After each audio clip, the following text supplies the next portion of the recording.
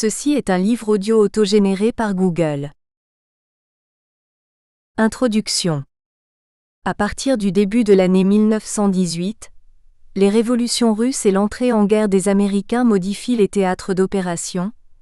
Les armées se préparent à une reprise de la guerre de mouvement. Les troupes américaines commencent à débarquer entre le printemps et l'été 1918. Ludendorff, en s'appuyant sur la supériorité de l'armée allemande, essaie de remporter la victoire sur les armées alliées qui hésitent toujours sur les stratégies à adopter, offensive ou défensive. Avec la reprise de la guerre de mouvement, qui se fait dans des conditions très différentes de celles du début de la guerre, la longue phase de la guerre des tranchées passe au second plan.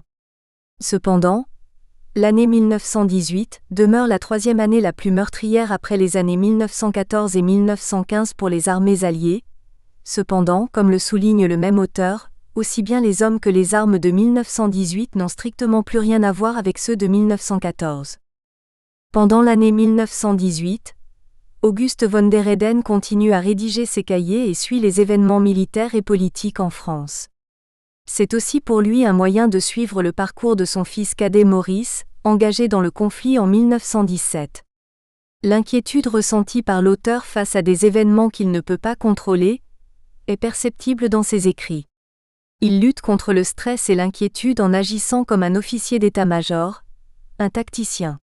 Il suit également avec passion les événements qui se déroulent en Alsace-Lorraine, et plus particulièrement la libération des provinces occupées. Nous présentons ici les cahiers de l'année 1918, non publiés dans les cahiers de guerre. Auguste von der Heyden écrit parfaitement bien. Cependant, il orthographie certains noms comme ils étaient écrits au début du XXe siècle et nous les avons retranscrits tels que. Biographie et état de service de l'auteur, une enfance alsacienne. Auguste von der Heyden naît le 4 septembre 1849 à Veilleur, dans l'arrondissement de Saverne dans le Bas-Rhin, en Alsace d'un père garde-forestier et d'une mère au foyer tous deux domiciliés à Haguenau. Il se marie à l'âge de 35 ans le 27 septembre 1884 avec Marie Fierard, alors domiciliée à Troyes. Le couple aura 7 enfants, 3 garçons et 4 filles. Un récit des évasions. Auguste von der Heyden est d'abord un ancien combattant du conflit franco-prussien. Admis à passer les épreuves orales du concours d'entrée à l'école militaire de Saint-Cyr en 1870, une maladie l'empêche de passer les épreuves orales. Nous sommes en juin 1870, le conflit franco-prussien éclate en juillet et Auguste von der Heyden s'engage comme simple soldat à la mairie de Strasbourg en juillet de la même année. Il entre au service du 13e bataillon de chasseurs à pied à compter du 28 juillet 1870. Il est fait prisonnier lors du siège de la ville de Strasbourg le 28 septembre 1870 et envoyé au camp de Mayence. Il a relaté les conditions de transport jusqu'au camp, l'arrivée et les conditions de vie des prisonniers. Il n'a alors qu'une seule idée en tête, s'évader, ce qu'il réussit à faire en janvier 1871. Ce récit d'évasion n'est pas unique, mais témoigne d'une volonté peu commune chez un homme aussi jeune. Après son évasion, il passe ensuite au 4e bataillon de chasseurs à pied le 28 janvier 1871, s'étant évadé des prisons de l'ennemi. Le 30 juin 1875, il passe dans la réserve de l'armée active. Il est alors affecté au bataillon de chasseurs-pieds, qui stationne à Alençon. Rappelé à l'activité le 1er septembre 1876, il est renvoyé dans ses foyers le 29 septembre 1876, après une période d'exercice du 1er au 28 septembre de la même année. Il intègre ensuite l'armée territoriale le 1er juillet 1879 à l'âge de 30 ans. L'année de son mariage, il passe dans la réserve de l'armée territoriale.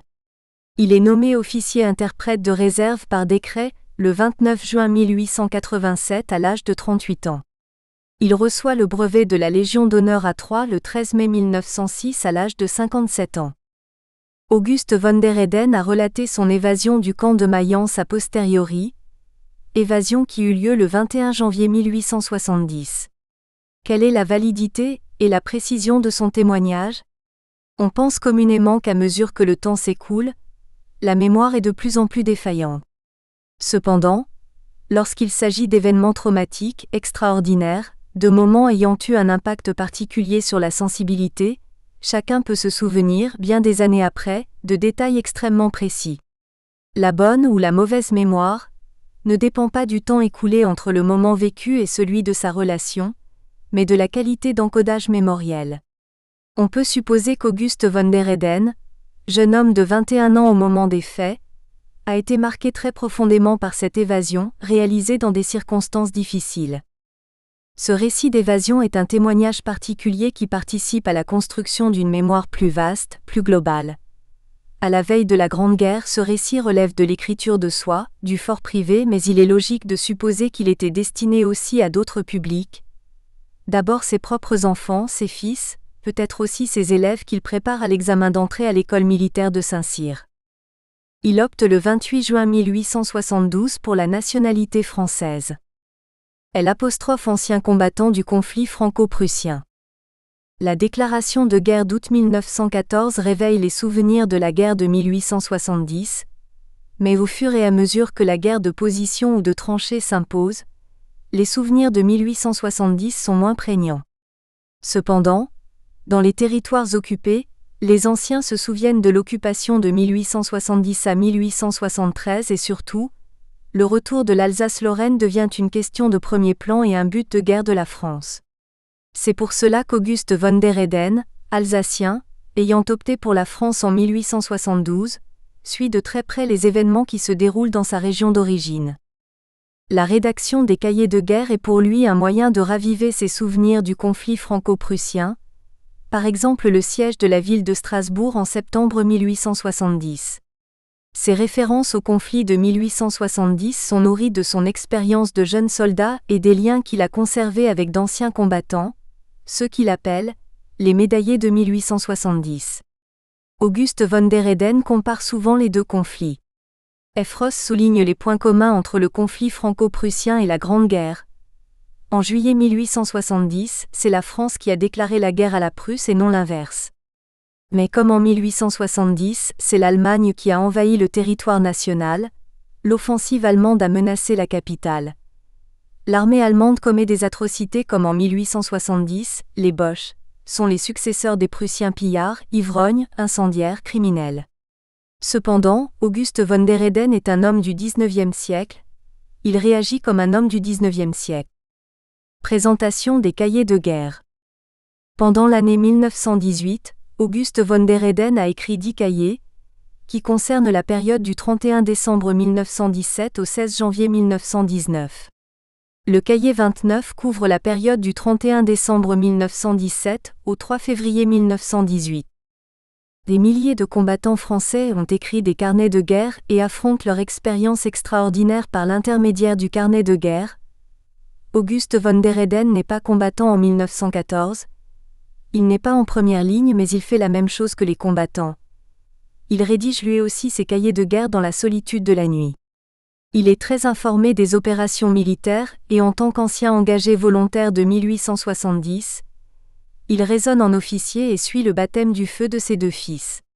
Ces cahiers nous donnent le point de vue d'un homme de l'arrière, nous permettent de comprendre la guerre vue de l'arrière. Les cahiers se présentent sous la forme de cahiers d'écolier d'une centaine de pages, écrits d'une écriture nerveuse, pas toujours lisible. Ils sont numérotés de 1 à 45 et souvent, l'auteur s'interroge et se demande si le cahier qu'il commence sera le dernier. En un mot, il se demande si la guerre sera finie. Il précise à chaque fois qu'il prend la plume la date, et parfois même l'heure à laquelle il commence à rédiger. Étant insomniaque, il se lève au milieu de la nuit, ne trouvant pas le sommeil et relate fidèlement les événements militaires et politiques de chaque journée de guerre. Ce rendez-vous quotidien, qui entraîne une discipline sévère, lui permet de vivre, par procuration, les événements militaires auxquels il aurait voulu lui-même tant participer, malgré son âge. Cette volonté de suivre les événements au jour le jour est aussi pour lui une façon de se tenir informé de ce que vivent ses fils, non pas l'aîné, tué lors de son baptême du feu le 22 août 1914, mais le cadet Maurice, engagé en 1917 à l'âge de 18 ans. Il ne se contente pas de suivre le parcours de son cadet, mais aussi celui de ses élèves, et plus particulièrement ceux qui ont suivi ses cours de préparation à Saint-Cyr. C'est un journal tenu au jour le jour, qui se perd parfois dans de nombreux détails, mais qui est utilisé comme un recours dans les moments de malheur, d'inquiétude.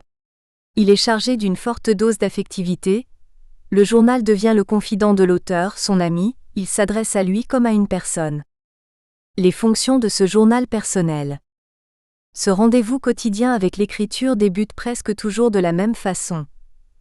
La maladie est un thème récurrent dans la plupart des journaux et Auguste von der Weyden n'échappe à la règle. Il souffre d'une maladie cardiaque qui entraîne de fortes insomnies. Aussi, dès que le sommeil le fuit, il raconte son quotidien mais fournit également une foule d'informations sur la vie politique et quotidienne du pays.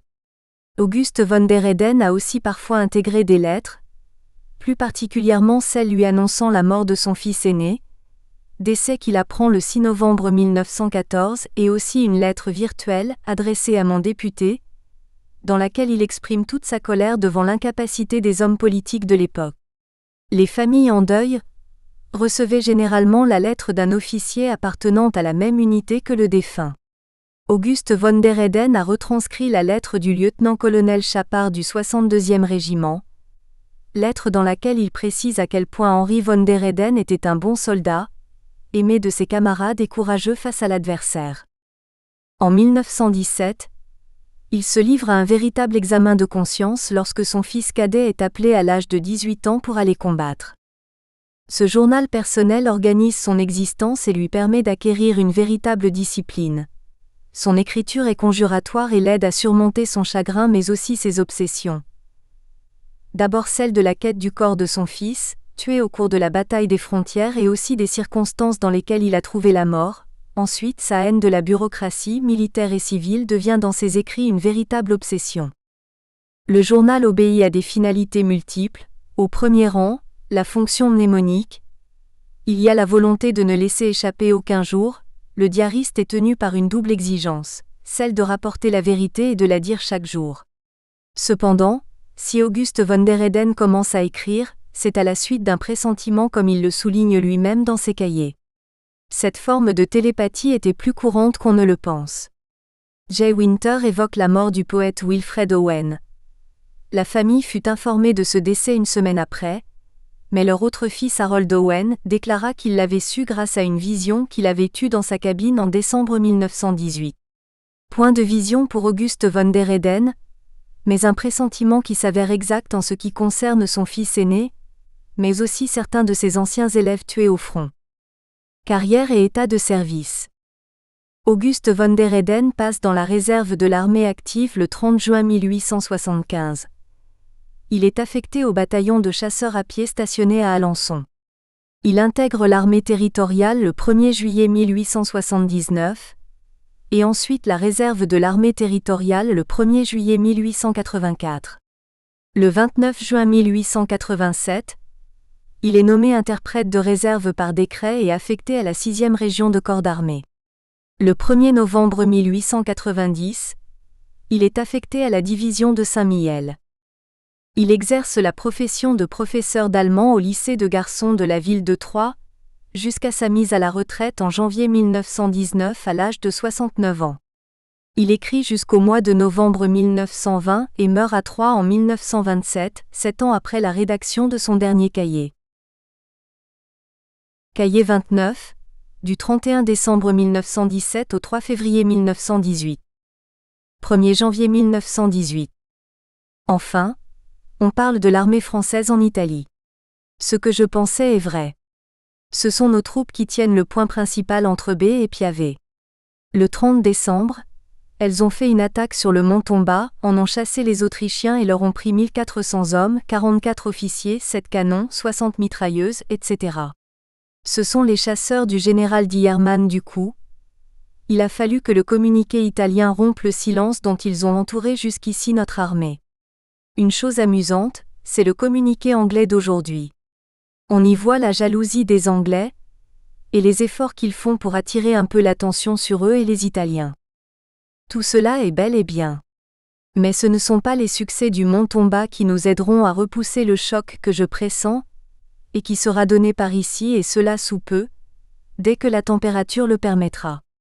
Je persiste à croire que l'attaque en Italie, Les menaces en Macédoine et les dépêches hollandaises qui annoncent un reflux énorme des troupes allemandes en Belgique.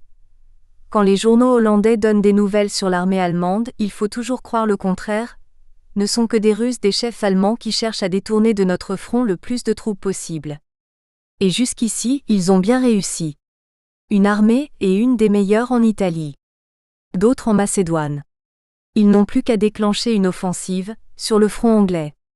Aussitôt, nous y enverrons une armée. Et alors, avec tous leurs moyens en hommes, en artillerie, ils se rueront sur un sentier bien choisi de notre front. Aurons-nous ce qu'il faut pour les arrêter, les repousser ? Je ne sais. Mais il faut admettre qu'ils feront cette offensive avec les moyens les plus formidables, et en particulier avec une aviation de premier ordre.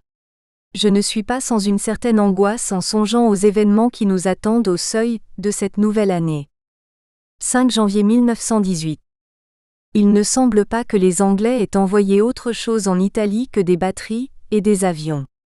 Le général Diaz vient de déclarer qu'il n'exposera pas ses soldats au feu des mitrailleuses et qu'il agira principalement par ses canons. Donc l'action d'infanterie devant les mitrailleuses et les crapouillots et les grenades est réservée aux Français. Ceux-ci vont faire les attaques et subiront les grosses pertes pendant que même les Anglais et les Italiens agiront de loin, avec leurs canons. Toujours la même chose. Les Français vont faire la même besogne en silence, les Anglais parleront des prouesses de leurs aviateurs et de leur artillerie, les Italiens feront de grandes phrases et prendront pour eux la gloire des actions de l'infanterie française. Nous ne cesserons pas, jusqu'à la fin de la guerre, de nous laisser duper. Et le jour de la paix, nous serons dupés plus que jamais. Nos hommes d'État n'ont pas de sang dans les veines. 6 janvier 1918. Enfin, Lloyd George a prononcé le mot d'Alsace-Lorraine. C'est à une réunion des délégués des trade unions auquel il a exposé les buts de guerre de l'Angleterre. Albert Thomas a assisté à cette réunion. But de l'Angleterre ? Libération complète de la Belgique avec indemnité. La Mésopotamie, l'Arménie et la Syrie affranchies du joug des Turcs. La Serbie et la Roumanie libérées, mais sans indemnité. On ne parle pas non plus d'une indemnité donnée à la France. Ainsi, les Allemands auront dévasté, pillé, brûlé nos provinces, traité nos populations comme des esclaves et nous n'aurons droit à aucune indemnité. Mêmes observations pour la Serbie. En présence de Thomas qui était venu pour démontrer aux trade unions qu'ils avaient mal compris les déclarations des socialistes français au sujet de l'Alsace-Lorraine. Lloyd George ne pouvait faire autrement que de déclarer que ce pays devait revenir à la France. Lloyd est du reste gallois, il porte moustache et il n'est pas le vrai anglais, à la figure rasée, aux idées égoïstes et orgueilleuses. C'est pourquoi je n'ai qu'une demi-confiance en ses déclarations. Les autres ministres anglais ne pensent pas comme lui. Que pensent de tout cela nos ministres ? Et pourquoi laissent-ils aux Anglais le soin de déterminer les buts de guerre de l'entente ? Ayant fait les plus grands sacrifices, ayant remporté tous les succès et ayant sauvé à nous seuls la liberté du monde, il me semble que nous serions tout indiqués pour parler au nom des autres. Nos hommes d'État aiment mieux s'incliner, garder le silence et envoyer nos soldats en Macédoine, en Italie et dans les Flandres. C'est aujourd'hui l'opinion des journalistes. Saint-Brice appelle aujourd'hui dans le journal Lloyd George le porte-parole le plus qualifié de l'entente. Pourquoi ? Parce qu'il est anglais ? C'est reconnaître alors que nous marchons sous les ordres de l'Angleterre. Je m'en doutais bien, mais pourquoi devons-nous prendre le bout de la table, alors que partout ailleurs, nous sommes les premiers et de beaucoup ? Les Anglais ont-ils remporté les victoires de la Marne, d'Ypres, de Verdun, de la Somme ? La flotte anglaise a-t-elle détruit la flotte allemande ? A-t-elle empêché la guerre sous-marine ? Est-ce parce qu'il est Lloyd George ? Et alors ce n'est pas flatteur pour Clemenceau et pour Wilson. On manque de fierté en France et de biceps aussi. Je parle de l'arrière bien entendu. Sarah est revenu à Paris et est allé au Quai d'Orsay. Qu'a-t-il pu dire à Mr. P ? Sa visite au Quai d'Orsay prouve en tout cas que sa disgrâce est due à la politique plutôt qu'à la situation militaire. Venizelos, les généraux anglais trouvaient-ils qu'il manquait de souplesse et d'humilité ? Les pourparlers russo-allemands sont arrêtés pour le moment. Les bolcheviks voulaient continuer les pourparlers à Stockholm, les Allemands ne le veulent pas. Il est certain que les premiers vont encore s'incliner, si même tout cela n'est pas une comédie. Je viens de relire le discours de Lloyd George. Les buts de guerre exposés dans ce discours sont parfaits si on les considère simplement comme buts anglais. Restauration complète de la Belgique avec indemnité, affranchissement des Arméniens et des Arabes de la Mésopotamie, de la Syrie et de la Palestine, c'est-à-dire la sécurité des côtes de la mer du Nord, la sécurité de l'Égypte et enfin, l'influence anglaise remplaçant l'oriflamme allemand dans les pays arabes de l'Asie. Considéré comme but des Alliés, il y a beaucoup à y reprendre. On parle bien de la Roumanie, de la Serbie, de l'Alsace-Lorraine et de l'irrédentisme italien. Mais on sent que ce sont des choses que Lloyd ne pouvait pas émettre sans trop d'impudence. Mais on sent bien aussi que si les Anglais soutiennent, leur propre but, ils ne soutiennent pas loyalement les autres. Ils aimeraient sans doute à appuyer les Italiens, mais le moment est mal choisi pour parler de Trieste et du Trentin quand il a fallu envoyer une armée pour les empêcher d'être refoulés jusqu'à Regia. On y reviendra quand nos soldats auront battu les Autrichiens. Chose remarquable est aussi l'insistance que met Lloyd à rassurer les Allemands. On ne songe pas, dit-il, à démembrer l'Allemagne ni à toucher à son organisation intérieure. On ne veut même pas toucher à sa dynastie. Nous sommes loin des paroles de Wilson qui flattaient aussi le peuple allemand, mais qui ne voulait plus de la dynastie des Hohenzollern. Lloyd met des gants pour leur parler. Il semble leur dire « Lâchez la Belgique et donnez-nous l'Asie arabe, pour le reste nous nous arrangerons toujours. » Quant au boniment sur la paix éternelle et le syndicat des nations, cela c'est pour amadouer les ouvriers, les socialistes.